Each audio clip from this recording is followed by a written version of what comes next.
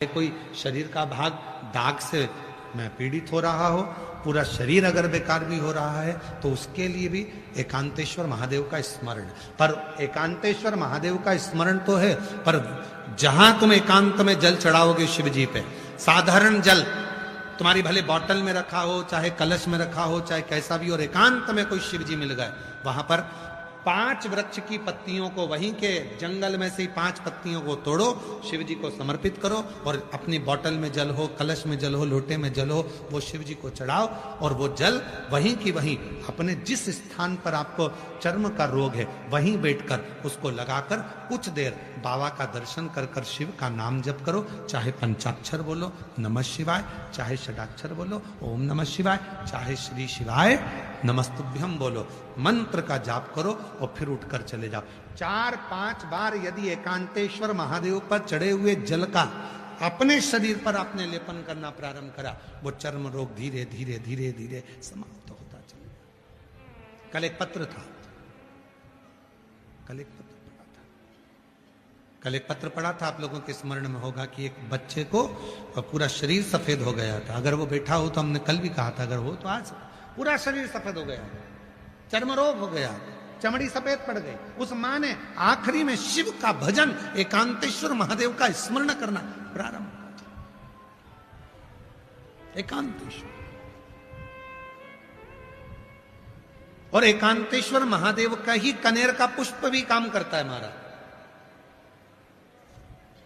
कोई प्रॉपर्टी है, कोई जमीन है, कोई प्लाट है, बिक नहीं रहा, बहुत टेंशन आ गया, बिकने कोई तैयार नहीं है, जा ही नहीं रहा, तो जहां एकांतेश्वर महादेव विराजमान है उन पर चढ़े हुआ कनेर का फूल उसी भूमि पर ले जाकर यदि पटका जाता है तो कुछ ही महीने में वो प्लाट कैसा भी हो, वो जमीन कैसी भी हो, वो बिकती जरूर है, बिक ही जाती। एकांतेश्वर महादेव शिव का एकांत स्वरूप, जहां भगवान उघड़दानी शिव विराज एकांत।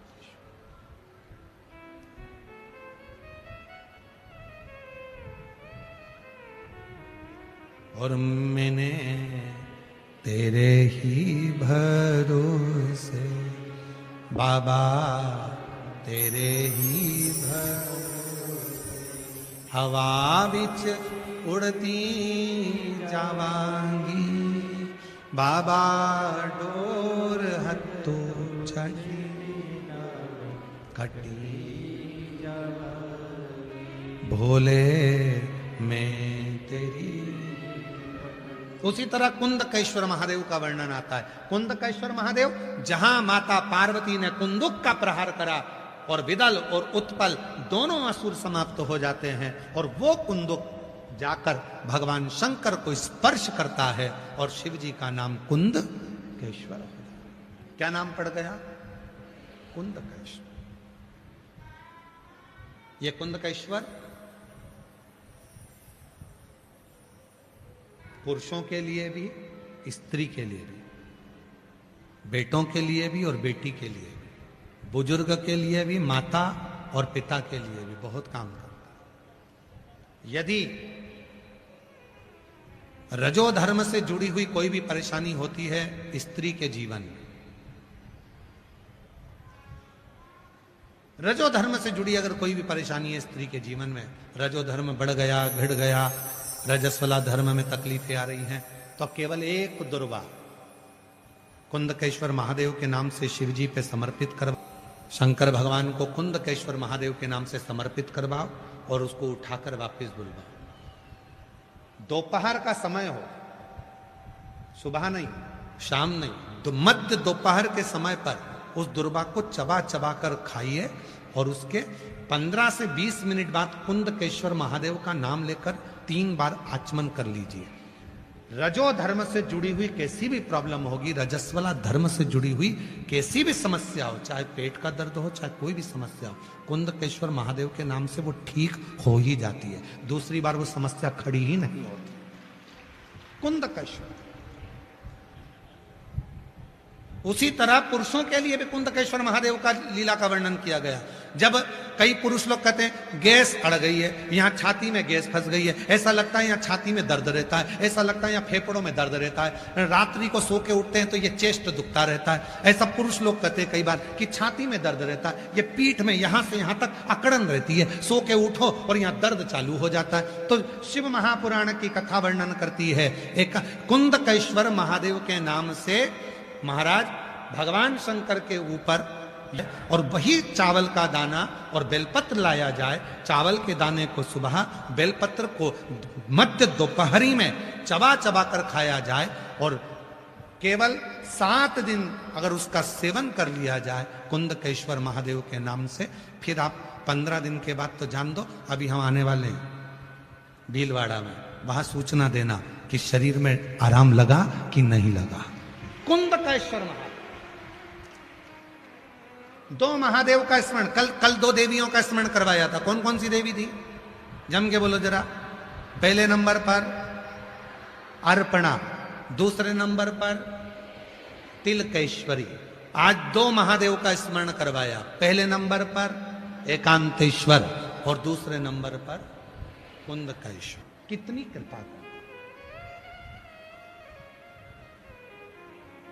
और यहां तक हम कहेंगे अगर बहुत ज्यादा रोग हो जाए, शरीर में बहुत बीमारी लग जाए, हम जीजियों से भी कहते हैं अगर चिड़चिड़ा प्रवृत्ति आ रही है, क्रोध आ रहा है, शरीर ठीक नहीं है, सिर में दर्द बना रहे, शरीर ठीक ना रहे, हाथ में एक बेलपत्री पकड़कर कुंदकेश्वराय नमः, कुंदकेश्वराय नमः, कुंदकेश्वर।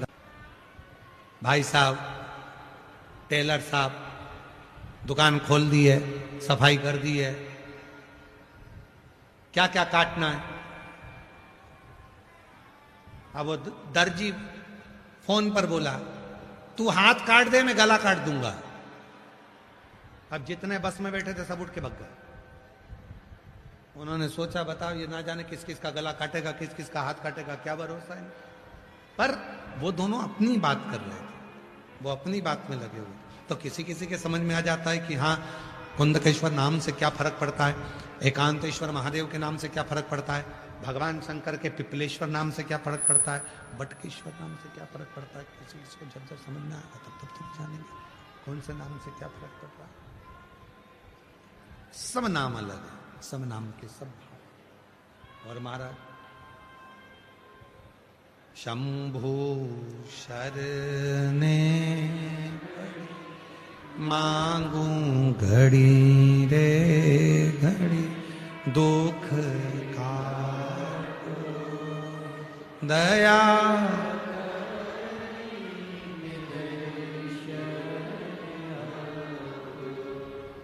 शंभु शरणे मांगू घड़ी रे दुख दया करी हार हार महान श्री शिवाय नमस्तु। भगवान शिव की भक्ति में तल्लीनता हो, बिदल उत्पल को सन्मात कर दिया माँ ने। समय आया, एक भाव व्यक्त किया माता ने, भगवान शिव से प्रार्थना करी माता ने, और माँ आद्य शक्ति जगत जननी जगदम्बा अम्बा भवानी माँ शिव जी के साथ में काशी भ्रमण करने के लिए चल दी। माता पार्वती जी काशी के लिए चली। जब भ्रमण करने के लिए काशी के लिए चली है माँ पार्वती जी, शिव जी को कोई जरूरी एकदम कार्य आया, भगवान शंकर उठकर एकदम जाने लगे। शिव उठे जाने लगे।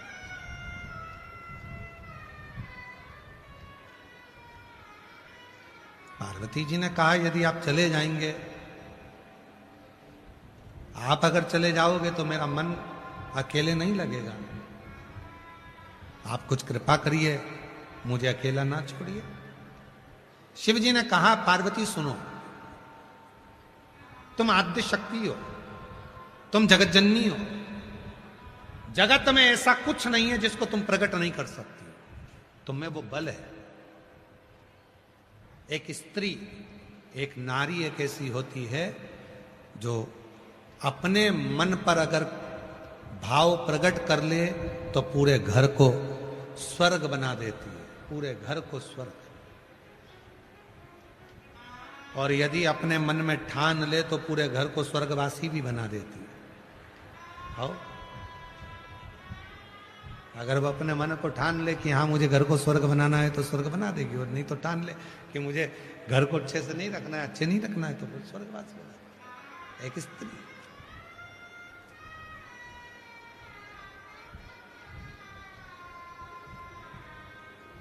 तुम क्या चाहती हो पार्वती? पार्वती जी कहती है मैं अकेली यहां नंदन वन में करूंगी, मुझे इस नंदन वन में अकेले नहीं रहना, मैं इस नंदन वन में अकेला नहीं रहना चाहती, इस नंदन वन में मैं अकेली नहीं रहना चाहती। शिव जी ने कहा तो अकेली मत रहिए। सामने अशोक का पेड़ था। मां जगत जननी जगदम्बा अम्बा पार्वती जी से कहा यदि तुम चाहती हो कि मैं अकेले नहीं रहना चाहती तो ये सामने अशोक का पेड़ है, तुम चाहो तो इस अशोक से, इस अशोक के वृक्ष का स्मरण कर कर आप इससे जो चाहो वो प्राप्त कर सकती हो। मां दुर्गा भवानी आद्य शक्ति जगत जननी बैठ गई, नेत्र बंद किया, नेत्र बंद कर कर मां जगत जननी जगदम्बा अम्बा ने, माता शक्ति ने, मां दुर्गा भवानी ने, मां आद्य शक्ति ने अपने नेत्र बंद कर कर शिव का स्मरण किया, भगवान शंकर का स्मरण कर कर मां आद्य शक्ति ने जब भगवान शिव का स्मरण कर कर अशोक के वृक्ष की ओर दृष्टि दी, जैसे ही दृष्टि दी तो उसी अशोक वृक्ष की मिट्टी से सामने से एक सुंदर सी कन्या प्रकट हो गई। सुंदर सी कन्या, वो आकर मां जगतजननी के गले से लग गई। शिव की लीला थी, शंकर भगवान को प्रकट करना था। और तुरंत जैसे ही वो कन्या गले से लग रही थी इतने में देवाधिदेव महादेव का प्राकट्य होता है। आ जाते हैं भगवान देवाधिदेव महादेव भगवान शिव। आकर पूछा ये कौन है? पार्वती जी ने कहा आपने कहा था मेरे एकांत को मिटाने के लिए मैंने इस कन्या को प्रकट किया। शिव जी ने उसका नाम अशोक सुंदरी रख दिया। क्या नाम रखा? अशोक सुंदरी। उसका नाम अशोक सुंदरी रख दिया। पार्वती जी ने कहा ये कन्या जिसको मैंने प्रकट किया है इसको कोई वर नहीं देंगे आप?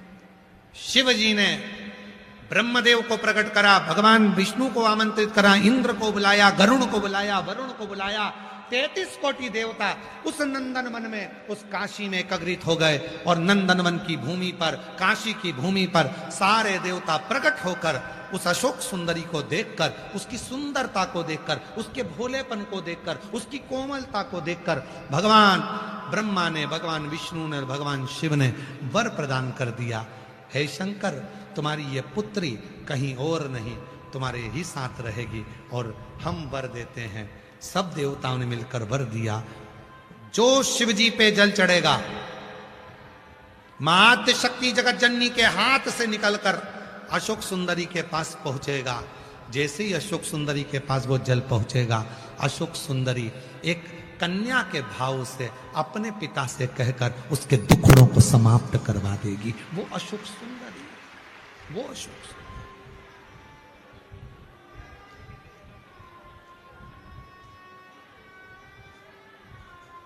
स्थान है महाराज, देखिएगा, समझिए, थोड़ा जरा समझिएगा। ये शिवलिंग है, ये जलाधारी माता पार्वती जी का हस्त कमल है। ये शिवलिंग भगवान शंकर का स्वरूप है। जो सामने जल बहता है उसके राइट का जो भाग है वो श्री गणेश जी महाराज हैं, लेफ्ट का जो भाग है वो श्री षडानंद कार्तिकेय हैं, और बीच में शिवलिंग के ठीक सामने एक मोटी सी लाइन होती है। कई जगह पे वो सांप बना होता है, कई जगह पर मोटी सी लाइन बनी होती है। वो अशोक सुंदरी का स्थान होता है। कौन का स्थान है?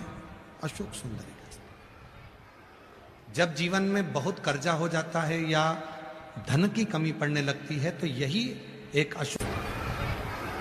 जब जीवन में बहुत कर्जा हो जाता है या धन की कमी पड़ने लगती है तो यही एक अशोक सुंदरी का स्थान ही एक ऐसा स्थान है जहां पर कुमकुम का लेपन कुमकुम कहते हैं रोली को, उस रोली का लेपन किया जाता है, उसी रोली को लाकर दरवाजे पर लगाया जाता है। प्रत्येक शुक्रवार, प्रत्येक सोमवार, प्रत्येक प्रदोष, प्रत्येक शिवरात्रि यदि इस अशोक सुंदरी वाली जगह पर कुमकुम का लेपन करा जाए, कुमकुम मतलब रोली, रोली का लेपन करा जाए और उसी रोली को दरवाजे पर लाकर लगाया जाए, तो भले दुकान नहीं चल रही हो, घर में पैसा नहीं टिक रहा हो, धीरे धीरे व्यापार चलना प्रारंभ होता है, धन आना प्रारंभ होता है। वो अशोक सुंदरी का स्थान, अशोक सुंदरी के स्थान। और जो अशोक सुंदरी है वो कोई साधारण कन्या नहीं है, साधारण नहीं है, वो जीवन का एक सुख देने वाली। कल आप लोग कथा में जब श्रवण करेंगे तो कल कथा में जब तारकासुर के बेटों का चरित्र सुनेंगे, तारकाक्ष, विदुमाली, कमलाक्ष का चरित्र सुनेंगे, उसमें एक अशोक सुंदरी और अशोक सुंदरी के पति का स्मरण करेंगे।